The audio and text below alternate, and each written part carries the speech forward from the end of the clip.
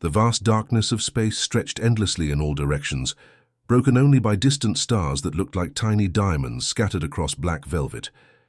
In this quiet corner of the galaxy, where most civilizations feared to travel, something drifted alone through the void. The Zephyrian Empire's patrol fleet was on routine border sweep when their sensors picked up the strange reading.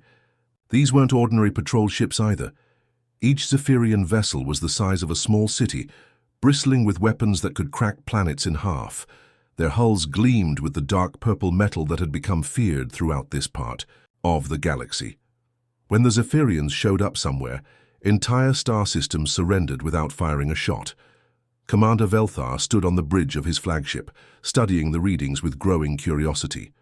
His species looked somewhat like giant insects, with forearms and eyes that could see across multiple light spectrums. His mandibles clicked together in a pattern that other Zephyrians recognized as deep thought. The object floating ahead of them was definitely a ship, but it looked ancient. The hull was scratched and dented from centuries of micrometeorite impacts. Scorch marks from old battles covered one side. Most telling of all, the ship's design was completely outdated. Velthar had seen pictures of vessels like this in their military museums. "Sensor analysis complete, Commander," announced his second-in-command. "Definitely human construction. Our databases classify it as Third Colonial War era. That makes it roughly 300 years old." Velthar's mandibles clicked faster. 300 years was ancient by galactic standards. Most ships from that era had been scrapped or turned into memorial monuments long ago. What was this relic doing out here in the middle of nowhere? "Any signs of activity?" he asked. "Minimal power readings, sir. Life support appears to be running on emergency backup. But, Commander..." The sensor operator paused, double-checking his readings. "I'm detecting life signs. 12 distinct human biosignatures, all in cryo-sleep." This was getting interesting. Velthar had heard stories about human cryotechnology from the old wars. Humans were one of the few species crazy enough to freeze themselves solid and trust machines to wake them up decades later. Most civilized races considered it barbaric. "Wake them up," Velthar decided. "I want to hear what these sleeping primitives have to say before we salvage their antique." The process took nearly an hour. First, the Zephyrians had to figure out how to interface with the ancient human computer systems. The technology was so old that their modern equipment barely recognized it. Finally, they managed to send a wake-up signal to the cryopods. Inside the human ship, 12 sleeping figures began the slow process of returning to life. Ice crystals melted away from their bodies as warming cycles activated. Hearts that had beaten maybe once per minute for centuries gradually returned to normal rhythm. Brain activity surged as consciousness returned after what felt like a very long dream. Captain June was the first to open his eyes. He was a man in his 30s, with the kind of calm face that suggested he'd seen many difficult situations before. His black hair was still damp from the cryo process, but his movements were steady as he sat up and checked his vital signs on the pod's display. One by one, his crew awakened around him. Lieutenant Hanna at the weapons station, Engineer Minho, from the engine room, Navigator Sora, who had been sleeping near the helm controls. Each of them moved with the practiced efficiency of people who had done this wake-up routine many times before. June stepped onto his bridge and looked around. Everything appeared normal. His ship was old, certainly, but it had been built to last. The Prometheus had served him well for many years before they'd entered cryo-sleep for this mission. That's when the communication request came through. "This is Commander Velthar of the Zephyrian Imperial Fleet," a harsh alien voice announced. "Identify yourself, human vessel." June touched the communication control with one finger. His voice was calm and professional when he responded. "I am Captain June of the Terran vessel Prometheus. We appear to have been in cryo-sleep longer than planned. Can you provide a status report on current galactic conditions?" The response was immediate laughter. Not just from Velthar, but from dozens of alien voices across the communication channel. The sound was harsh and mocking, like predators who had found wounded prey. "Status report?" Velthar's voice carried cruel amusement. "Little human, your species lost control of this entire sector decades ago. Your primitive governments fell apart while you were sleeping. This region belongs to the Zephyrian Empire now. June listened without changing expression. Around him, his crew quietly moved to their stations, checking systems and running diagnostics. To any observer, they looked like people who had just woken up and were getting their bearings. "I see," June said simply. "And what are your intentions toward our vessel?" More laughter filled the channel. Through his tactical display, Velthar could see the pathetic human ship floating helplessly before his massive fleet. 200 Zephyrian warships against one ancient human relic. The outcome was so obvious, it was almost boring. "Your ship. We'll make an interesting museum piece," Velthar announced. "As for your crew, humans make decent slaves if properly trained. Surrender now, and we might let you live long enough to be useful." The communication channel went quiet.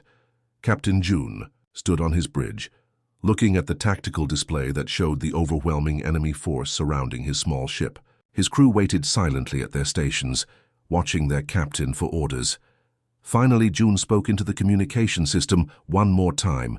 His voice remained perfectly calm and polite. "Thank you for the information, Commander. I'm afraid we cannot accept your terms. Please withdraw your forces from this area immediately." The laughter that followed was even louder than before. The tension in space was thick enough to cut with a knife. Admiral Kethvar had taken personal command of the situation from his massive flagship, a vessel so large it cast shadows across smaller moons. He was older than Commander Velthar, with battle scars covering his exoskeleton and a reputation for brutality that made even his own officers nervous. "Listen carefully, Primitive," Kethvar's voice boomed through the communication system. His tone carried the arrogance of someone who had never lost a battle.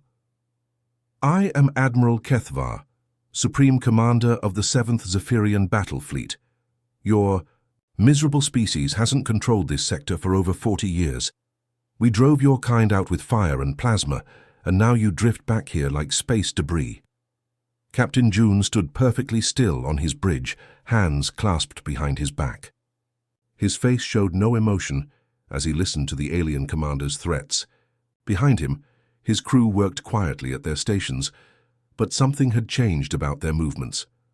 They were more focused now, more precise in their actions. Lieutenant Hannah sat at her weapons console, her fingers dancing across controls that looked centuries out of date. The buttons and switches were worn smooth from years of use, but she operated them with the kind of familiarity that came from muscle memory. Her expression was calm, almost meditative, as she ran through what appeared to be routine system checks. Engineer Minho was hunched over his power distribution panel, watching numbers scroll across ancient display screens. The readouts were in an older human language, with symbols and abbreviations that most modern humans wouldn't recognize. But Minho read them like a favorite book, making tiny adjustments here and there with the confidence of someone who knew every circuit in the ship by heart. Navigator Sora worked at her station with mechanical precision, her hands moving from one control to another in a practiced sequence. She was calculating something complex, running numbers through her head while cross-referencing data from sensors that were supposedly too old to be accurate. Her eyes never left her displays, but there was an intensity to her concentration that suggested this was more than routine navigation work. "Your pathetic little ship," Kethvar continued, his voice growing more aggressive, "is surrounded by 200 of the most advanced warships in the galaxy. Each one of my vessels could destroy your antique without breaking their weapon's lowest power setting. Surrender now, and we might find some use for you as entertainment for my crews." The threat hung in the air like poison gas. Around the Zephyrian fleet, weapon systems began powering up with ominous hums that could be felt through the hulls of nearby ships. Targeting computers locked onto the small human vessel, calculating firing solutions for weapons that could vaporize. "Asteroids." Captain June finally spoke, his voice as calm as if he were discussing the weather. "I understand your position, Admiral. However, I must inform you that your forces have violated Terran Space Accord 7-12. Under the terms of that agreement, you are required to withdraw your military assets from this region immediately." The silence that followed was broken by what sounded like choking. Then Admiral Kethvar began to laugh. The sound was harsh and grating, like metal being scraped against stone. Soon dozens of other alien voices joined in, creating a chorus of mockery that echoed through the communication channels. "Terran Space Accord," Kethavar gasped between fits of laughter. "You ridiculous little creature, there is no Terran government left to enforce any accords. Your species is scattered across the galaxy like refugees, working as servants and laborers for civilized races. The only law in this sector is Zephyrian law, and that law says your ship now belongs to me." The laughter continued for nearly a full minute, before Kethavar managed to control himself. When he spoke again, his voice had turned cold and threatening. "I'm going to make this very simple for your primitive brain to understand, human. You have exactly 60 seconds to power down your weapons, shut off your engines, and prepare to be boarded. If you comply, I might let some of you live long enough to regret waking up from your little nap. If you refuse, I will turn your antique into space dust and use the debris for target practice." Throughout this exchange, Captain June's crew continued their quiet work. Lieutenant Hannah had completed her system checks and was now sitting perfectly, still her hands resting on controls that seemed to pulse with barely contained energy. Engineer Minho had finished his power calculations and was watching readings that showed the ship's ancient fusion reactor running at levels that should have been impossible for such old technology. Navigator Sora had completed her vector analysis and was now studying tactical displays that showed the positions of every enemy ship in perfect detail. Her calculations were precise to within fractions of degrees, accounting for gravitational influences, stellar drift, and dozens of other factors that could affect ship movement in three-dimensional space. 50 seconds, human, Kethavar announced. "I suggest you use them wisely." Captain June looked around his bridge one final time. His crew was ready. Every system was operating at peak efficiency. The moment they had trained for, prepared for, and waited centuries to face had finally arrived. "Admiral Kethavar," June said quietly, "thank you for clarifying the situation. I'm afraid we cannot comply with your demands. Your forces are in violation of interstellar law, and we are authorized to respond accordingly." 30 seconds, Kethavar roared. "Don't test my patience, primitive." June's expression never changed. His voice remained perfectly calm and professional as he gave his final response. "Acknowledged, Admiral. All stations initiate Prometheus protocol." The words seemed to hang in space for a moment, carrying a weight that the Zephyrians couldn't understand. Then Captain June reached over and cut the communication channel with a simple touch of a button. The bridge of the Prometheus fell into absolute silence. Outside, 200 alien warships finished moving into attack formation, their weapons fully charged and ready to fire. Inside the small human vessel, 4 people sat quietly at their stations, waiting for orders that would change everything. The countdown to total annihilation had begun. The moment Captain June spoke those words, something extraordinary began to happen aboard the Prometheus. What had seemed like an ancient, beaten-down relic of a ship started to reveal its true nature. And the transformation was unlike anything the galaxy had ever seen. It started with the hull itself.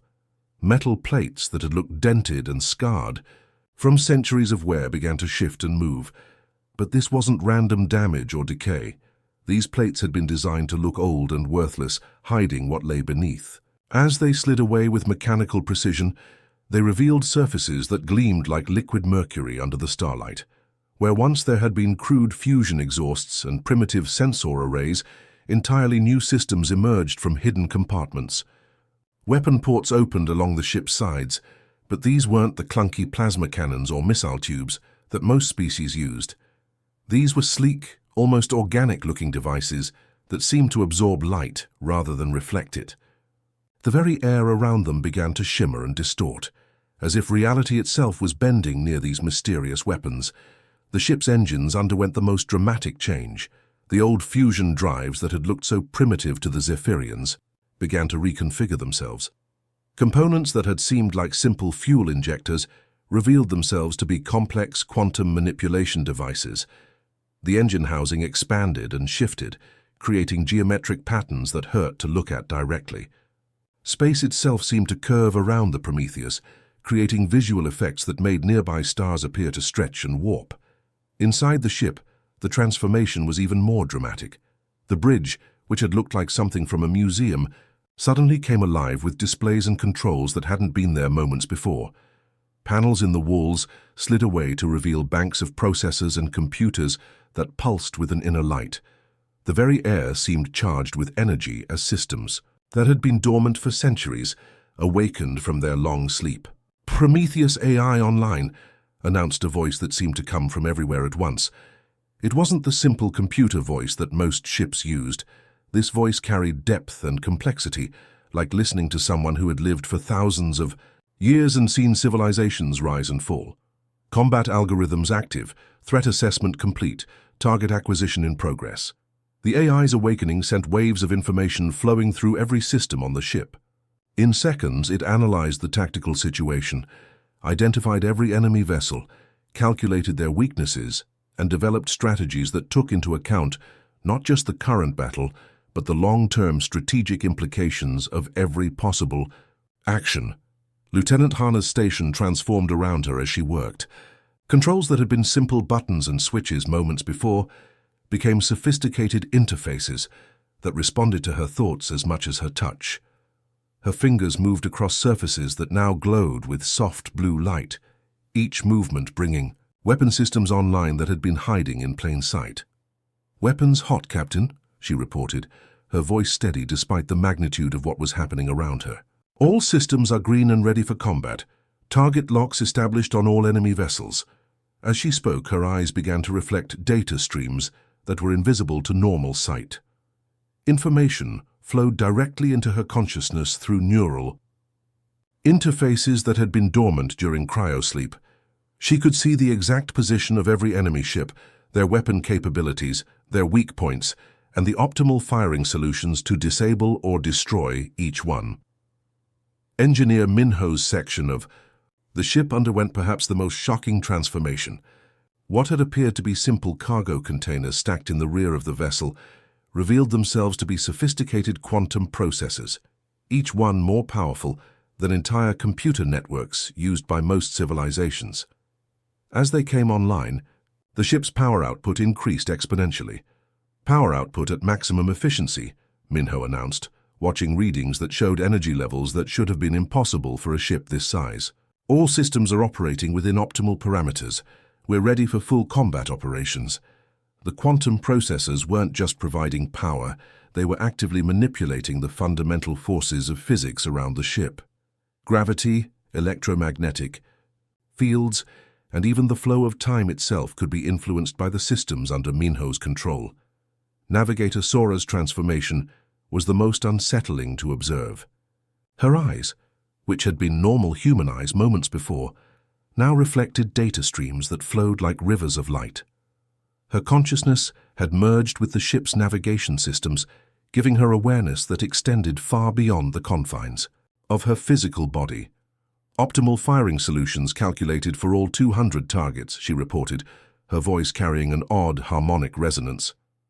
"Enemy movement patterns analyzed. Probability matrices established for all possible engagement scenarios." She could see the battle before it even began, tracking the movement of every ship in the enemy fleet and predicting their actions with mathematical precision. To her enhanced perception, the Zephyrian vessels moved like pieces on a game board, their strategies predictable and their weaknesses obvious. Captain June stood from his command chair, and his movement was different now. Where before he had seemed like a man just awakened from long sleep, now he moved with fluid precision that spoke of enhancements that went beyond simple human capability. His eyes held depths that suggested he had seen far more than any normal person could experience in a single lifetime. "Crew," he said, his voice carrying authority that seemed to fill the entire ship, "we've slept for 3 centuries. The galaxy thinks humanity is weak, scattered, defeated. They believe we're primitives who stumbled onto space travel by accident. It's time to remind them why our species survived when so many others didn't." Outside the ship, the Zephyrian fleet was completing their attack formation. Admiral Kethva was probably giving orders to his captains, confident that this would be a simple matter of destroying an obsolete human vessel. His 200 ships were moving into position with the casual arrogance of predators approaching helpless prey. What they didn't realize was that they weren't the hunters in this situation. They had become the hunted, and their prey was something that had been designed specifically to destroy everything they represented. The Prometheus hung in space like a dark angel of vengeance, its true nature finally revealed. The transformation was complete, and the ship that had seemed so primitive and harmless moments before now radiated power that made the very fabric of space tremble. The Zephyrian fleet began their attack run, weapons charging and targeting computers locked onto their victim. They were confident, experienced, and completely unaware that they were already dead. The attack began exactly as Admiral Kethvar had planned. His massive fleet moved forward in perfect formation, 200 ships spreading out like a giant net to surround the single human vessel. Each Zephyrian captain was confident this would be over quickly. They had done this countless times before against other species who thought they could resist the Empire's might. The first shots came from the Zephyrian heavy cruisers, massive beams of energy that could cut through planetary shields. The weapons, fire lit up space like artificial lightning, converging on the small human ship from dozens of directions at once. Any normal vessel would have been vaporized instantly by such overwhelming firepower, but the Prometheus wasn't there anymore. The ship had moved between one heartbeat and the next, appearing several kilometers away from where it had been.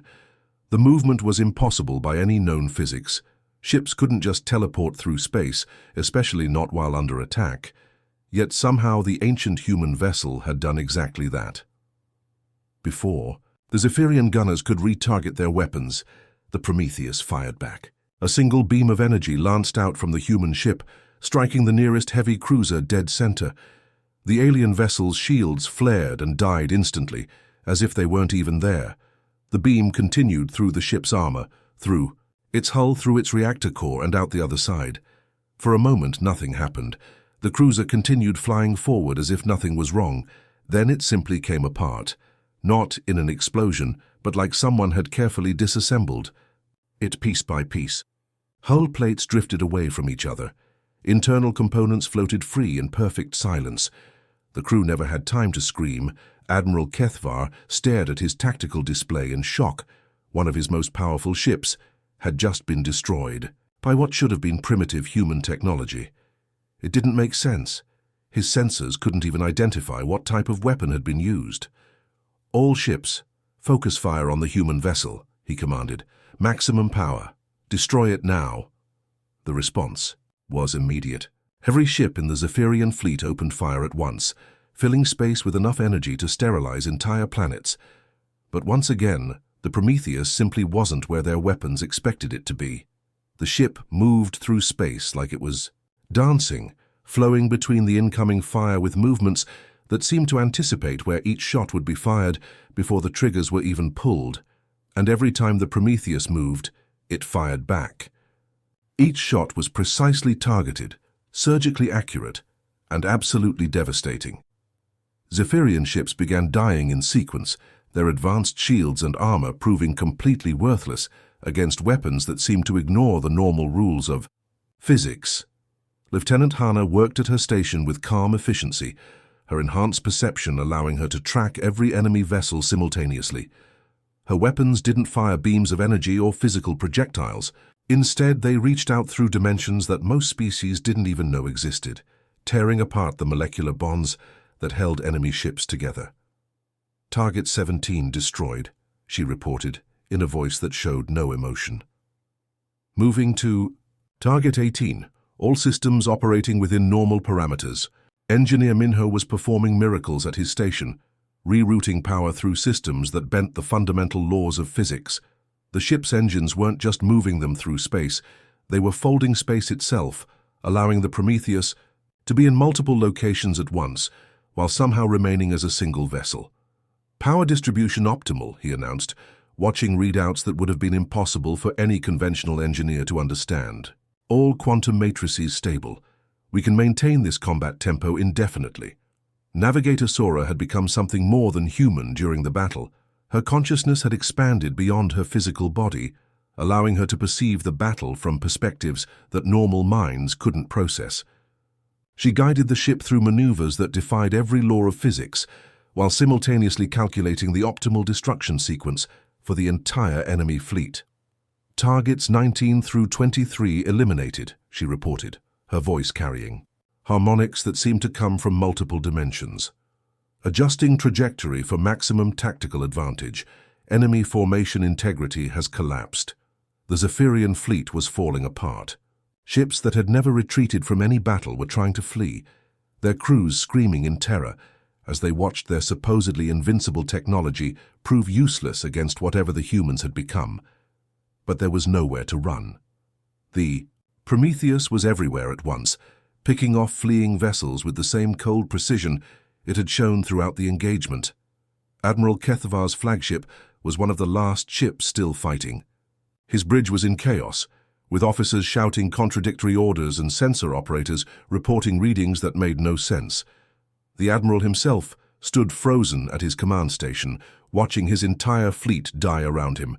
"This is impossible," he finally screamed into his communication system. "Your technology is centuries behind ours. You're primitives. How are you doing this?" Captain June's voice came through the communication channel with perfect clarity, calm and measured, despite the destruction happening around them. "No, Admiral. Our technology isn't centuries behind yours. It's centuries ahead of yours. This ship was built by humanity's future, sent back through time to ensure our species would survive what was coming." The words hung in space like a death sentence. Around them, the last few Zephyrian ships were being systematically destroyed, each one torn apart by weapons that operated on principles the galaxy had never seen before. "The Long War," June continued, his voice carrying a weight of centuries, "lasted 800 years. Your empire was one of the species that participated in humanity's near extinction. We lost billions of people to your weapons, your slavery, your casual cruelty. This ship, this crew, we've been waiting for 3 centuries to settle that debt." Admiral Kethvar's flagship shuddered as the Prometheus's weapons found their mark. His shields collapsed, his armor peeled away like paper, and his engines died one by one. Around him, his bridge began to come apart as the human weapon did its work. "You can't do this," he whispered, but even as he spoke, he knew the words were meaningless. The humans had already done it. His fleet was gone, destroyed in 17 minutes by a single ship that shouldn't have been able to harm even one of his vessels. The last thing Admiral Kethvar saw was Captain June's face on his communication screen. The human's expression was calm, almost sad, like someone who had carried a heavy burden for far too long and was finally able to set it down. Then the communication went dead, and Admiral Kethvar's flagship joined the rest of his fleet in the growing debris field. Space fell silent except for the gentle drift of wreckage, where moments before there had been 200 of the most powerful warships in the galaxy.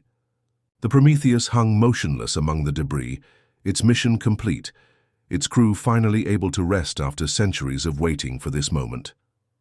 The Long War was over. Humanity had won.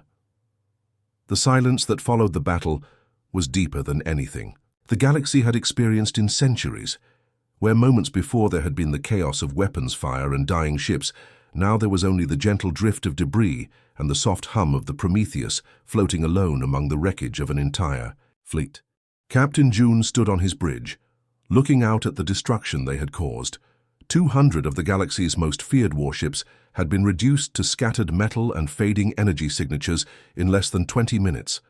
But there was no satisfaction in his eyes, only a deep weariness that spoke of burdens carried for far too long. He walked slowly to his captain's chair and activated the ship's recording system. This would be his final log entry as commander of the Prometheus, and he wanted to make sure the galaxy understood what had really happened here today. "This is Captain June of the Terran vessel Prometheus, recording final mission log," he began, his voice carrying the weight of centuries. "Today marks the end of the Long War, a conflict that began 800 years ago when multiple alien species decided that humanity was too dangerous to be allowed to exist freely in the galaxy." As he spoke, something extraordinary was happening across the galaxy. On distant worlds that had been marked as dead or abandoned, ancient systems were coming online. Colonies that had appeared lifeless for decades suddenly showed signs of massive activity. Underground cities that had been sealed for generations opened their doors to reveal populations that had been waiting in hidden stasis. These weren't refugees or survivors clinging to the edges of civilization. These were entire human societies that had been deliberately hidden away, waiting for this exact moment. They had been planted across the galaxy like seeds, dormant but ready to bloom when the time was right. The Prometheus wasn't just a ship, June continued his recording. It was our entire civilization, compressed into a single vessel and sent back through time to this exact moment. Everything we learned in 8 centuries of war, every technological advancement we made, every strategic lesson we paid for with blood, all of it was built into this one ship and its crew. Lieutenant Hannah stepped away from her weapons console and began to remove what everyone had assumed was her normal human appearance. The skin on her arms peeled away like a mask, revealing sophisticated cybernetic enhancements that pulsed with their own inner light. Her eyes, which had seemed perfectly normal, now showed the complex optical arrays that allowed her to interface directly with the ship's weapon systems. She wasn't just a human who had been enhanced with technology. She was something entirely new, a fusion of organic intelligence and artificial capability that represented the pinnacle of what humanity could become when pushed to the very edge of extinction. Engineer Minho followed her example, shedding his human disguise to reveal the truth beneath. His entire torso was a marvel of biomechanical engineering, with quantum processors integrated directly into his nervous system. The line between man and machine had been completely erased, creating something that could think at the speed of light while maintaining the creativity and intuition that made humans unique. Navigator Sora's transformation was perhaps the most dramatic. As her artificial skin fell away, it revealed that most of her body had been replaced with systems that existed partially in normal space and partially in dimensions that most species couldn't even perceive. She had become a living bridge between realities, able to navigate not just through space but through time itself. "We are the eternal crew," June explained to his recording device. "We volunteered to be changed, to become something more than human so that humanity itself could survive. We gave up our mortality, our normal lives, everything that made us individually human, so that our species as a whole could have a future." Across the galaxy, the awakening continued. On worlds throughout Zephyrian space, cloaking systems that had hidden human ships for decades suddenly shut down. Thousands of vessels appeared seemingly out of nowhere, each one as advanced as the Prometheus. They had been waiting, invisible and patient, for this moment when their ancient enemy would finally be vulnerable. These weren't the crude colony ships that other species remembered from humanity's earlier expansion into space. These were weapons of war designed by a civilization that had spent 8 centuries learning how to fight for its very survival. Each ship represented technology that was so far beyond current galactic standards that most species would have trouble even understanding what they were looking at. The crews of these vessels were like June and his team, volunteers who had sacrificed their humanity to become something capable of ensuring their species' future. They had waited in hidden bases and secret colonies, maintaining their ships and planning for the day when they would reveal themselves to a galaxy that thought humanity was finished. "For every world your species burned," June's voice now echoed, across subspace frequencies, broadcasting to every inhabited system in the galaxy, "for every human child sold into slavery, for every star system stolen from us during our supposed extinction, we are here to balance the scales." The message was being received on thousands of worlds, translated into hundreds of languages, and understood by species that had participated in humanity's downfall decades ago. The Zephyrian Empire had been just one of many alien civilizations that had grown comfortable with the idea that humans were weak, scattered, and defeated. Now they were learning the truth. Humanity had never been defeated. They had simply been patient, preparing for this moment when they would emerge from the shadows stronger than ever before. "The galaxy chose to make an enemy of humanity," June continued his broadcast. "You decided. We were too dangerous to exist as equals, so you tried to wipe us out or reduce us to servants. You succeeded in teaching us what we needed to become to ensure our survival.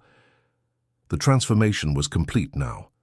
Captain June removed his own human appearance, revealing the extensive modifications that marked him as something beyond normal human capability. His body was a perfect fusion of organic intelligence and technological enhancement, designed to command ships that could travel through time and space with equal ease. "We learned patience from you," he said, his enhanced voice carrying across star systems. "We learned to plan in centuries rather than years. We learned to sacrifice everything for the survival of our species. Most importantly, we learned that mercy is a luxury we could not afford when facing enemies who showed us none." The message was clear, and it was being received by every major government in the galaxy. The human race had returned, and they had returned with capabilities that made their previous technological achievements look primitive by comparison. "The long war is over," June announced to the galaxy. "Humanity has won. The age of treating our species as inferior ends today. Welcome to the era of total annihilation for those who would threaten human survival. The galaxy would never be the same again,